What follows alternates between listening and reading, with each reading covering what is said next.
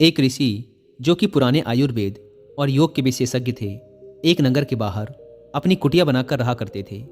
एक दिन उनके आश्रम में उस नगर का सबसे अमीर व्यक्ति आता है। अमीर व्यक्ति देखने में कुछ बीमार सा लग रहा था। उसने आते ही ऋषि को प्रणाम किया और एक धीमी सी दर्द भरी आवाज में कहना शुरू किया, मुनिवर, मैं इस नगर का सबसे अमीर व्यापारी हूँ। मेरे पास धन दौलत की कोई कमी नहीं है, लेकिन मैं अपने शरीर से खुश नहीं हूँ। अक्सर कोई ना कोई बीमारी मुझे घेर ही लेती है, जिसकी वजह से सब कुछ होने के बाद भी मैं परेशान और दुखी रहता हूँ। तो क्या आप मुझे अपने आयुर्वेदिक ज्ञान के खजाने से कुछ ऐसे आसान और छोटे नियम बता सकते हैं जिनका पालन करके मैं एक स्वस्थ और निरोगी जीवन जी सकूं?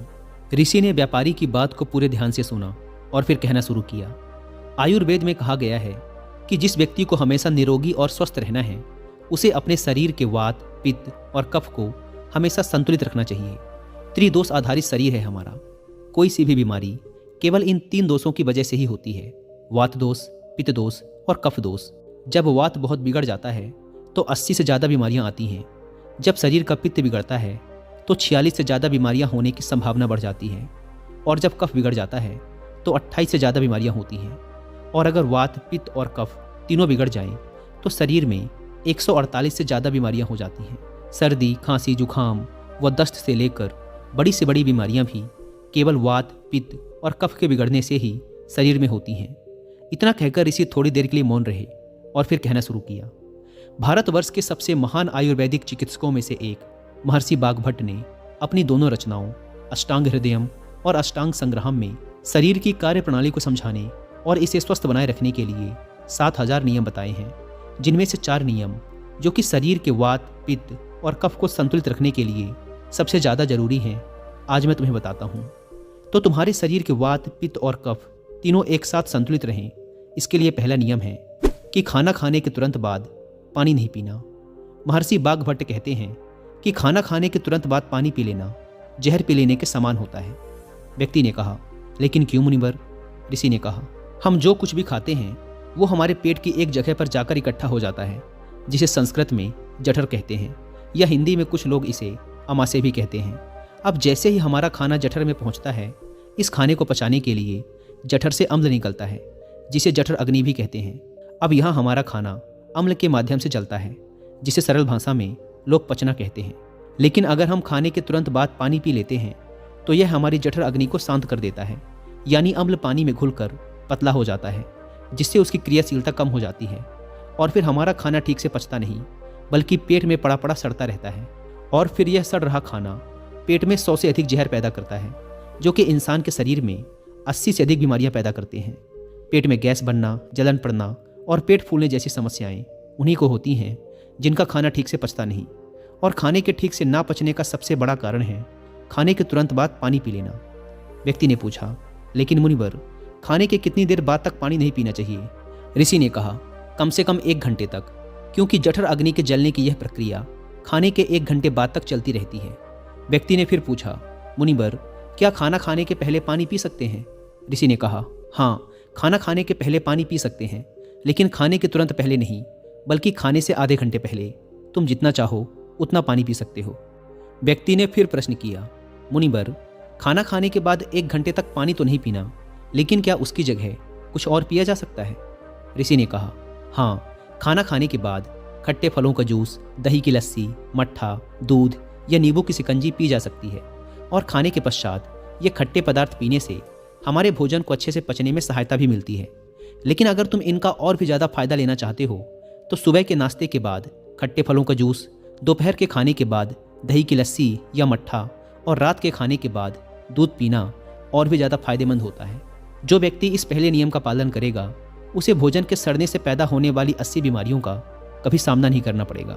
दोस्तों, अगर आप हर रोज़ कुछ समय के लिए योगासन और प्राणायाम करते हुए इस वीडियो में बताए जाने वाले चारों नियमों का पालन करते हैं, तब जाकर आपके शरीर को इन आयुर्वेदिक नियमों का पूरा लाभ मिलता है।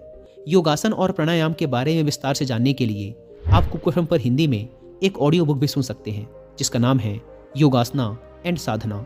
इस ऑडियो बुक में आपको योगासनों से संबंधित लगभग सारी जानकारी मिल जाएगी, जैसे कि योगासन क्या है, हमारी शारीरिक संरचना और योगासनों का संबंध, यौगिक सत्कर्म क्या है, अष्टांग योग क्या है, इसके बाद सारी योगासनों को करने की विधि बताई गई है। फिर प्राणायाम और ध्यान के बारे में भी विस्तार से बात की गई है। ऑडियो बुक के लास्ट में आपको हमारे शारीरिक रोगों के कारण और योग व प्राणायाम के माध्यम से उन रोगों का उपचार कैसे किया जा सकता है, इसके बारे में भी डिटेल से समझाया गया है।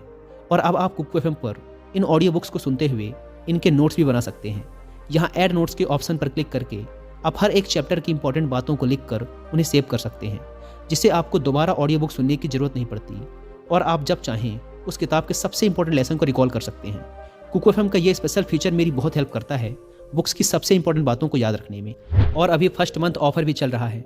अगर आप WA50 कूपन कोड का यूज़ करके कुकू एफएम का प्रीमियम सब्सक्रिप्शन लेते हैं तो आपको इसके फर्स्ट मंथ के सब्सक्रिप्शन पर मिलेगा सीधा 50% का डिस्काउंट।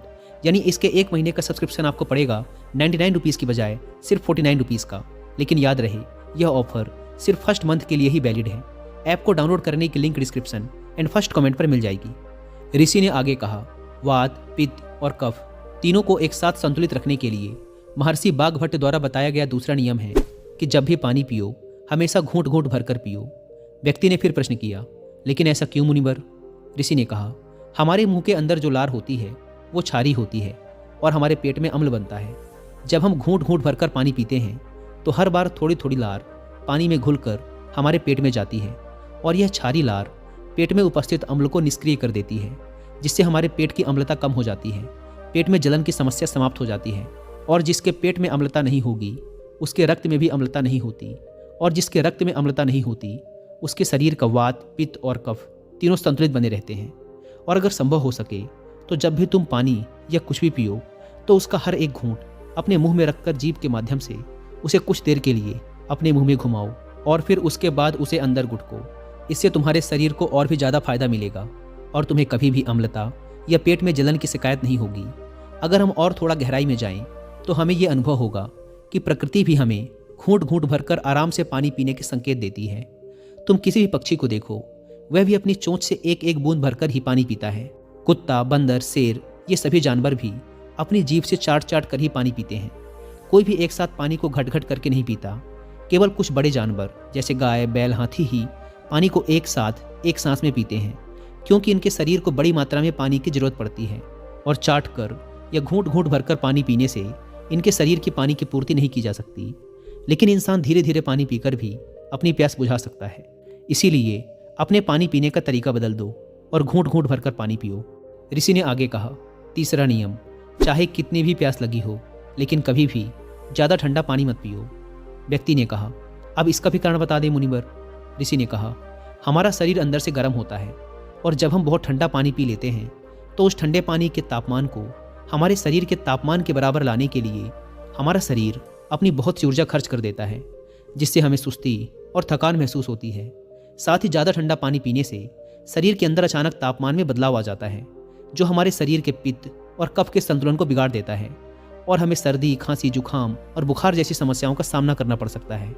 अगर किसी कमज़ोर और बीमार व्यक्ति ने ज़्यादा ठंडे या बर्फीले पानी का सेवन कर लिया तो यह उसकी मृत्यु का कारण भी बन सकता है, क्योंकि यह बर्फीला पानी उसके पेट को पूरी तरह से ठंडा कर देता है।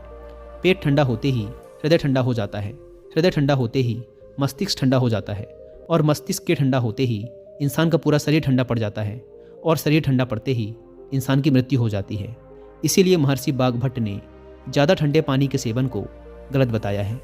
ऋषि ने आगे कहा, वात, पित्त और कफ को संतुलित रखने के लिए चौथा और आखिरी नियम है कि सुबह उठते ही सबसे पहले पानी पियो। यानी जैसे ही तुम्हारी आंखें खुले, उठते ही जितना हो सके उतना पानी पी लो। सुबह उठते ही पानी पीने के शरीर के लिए दो बड़े फायदे हैं। पहला, जब हम सुबह पेट भरकर पानी पीते हैं तो इससे हमारी बड़ी आंत की सफाई होती है और बड़ी आंत पर जोर भी पड़ता है, जिससे जब हम मल त्याग के लिए जाते हैं तो हमारा पेट एक बार में साफ हो जाता है। और जिस व्यक्ति का पेट एक बार में साफ हो जाता है उसे कोई बीमारी हो ही नहीं सकती, क्योंकि ऐसे व्यक्ति को कब्ज की समस्या नहीं होती। और ये बात हर कोई जानता है कि कब्ज सभी बीमारियों की जड़ है। और सुबह उठते ही पानी पीने का दूसरा फायदा ये है कि सुबह सुबह हमारे पेट में अम्ल की मात्रा सबसे ज़्यादा होती है और जब हम काफ़ी सारा पानी पीते हैं तो हमारे मुंह की लार, जो कि क्षारी होती है, वह पानी में घुलकर हमारे पेट में जाती है और पेट के अम्लीय माध्यम को उदासीन कर देती है। इसीलिए सुबह सुबह उठकर पानी पीना बेहद ज़रूरी है। तो ये थे महर्षि बाघभट्ट द्वारा बताए गए वो 4 नियम, जो सुनने में तो बहुत साधारण लगते हैं, लेकिन अगर तुम लगातार इन चारों नियमों का पालन करते हो तो तुम्हें कभी भी कोई बीमारी या रोग छू भी नहीं सकते। ऋषि के मुंह से इन चारों नियमों को सुनकर उस अमीर व्यापारी को आभास हुआ जैसे उसे उसकी समस्याओं का समाधान मिल गया हो। उसने चैन की सांस ली। उसने ऋषि के सामने ही उन चारों नियमों का पालन करने का प्रण लिया और उनका धन्यवाद कर खुशी खुशी वहाँ से चला गया। दोस्तों, उम्मीद है कि आपको इस वीडियो से बहुत कुछ सीखने को मिला होगा और योगासनों और प्राणायाम के बारे में विस्तार से जानने के लिए आपको कुएफएम पर हिंदी में योगासना एंड साधना बुक की ऑडियो बुक सुनना ना भूलें। और फर्स्ट मंथ के सब्सक्रिप्शन पर 50% डिस्काउंट के लिए आप WI50 कूपन कोड का इस्तेमाल भी कर सकते हैं। धन्यवाद।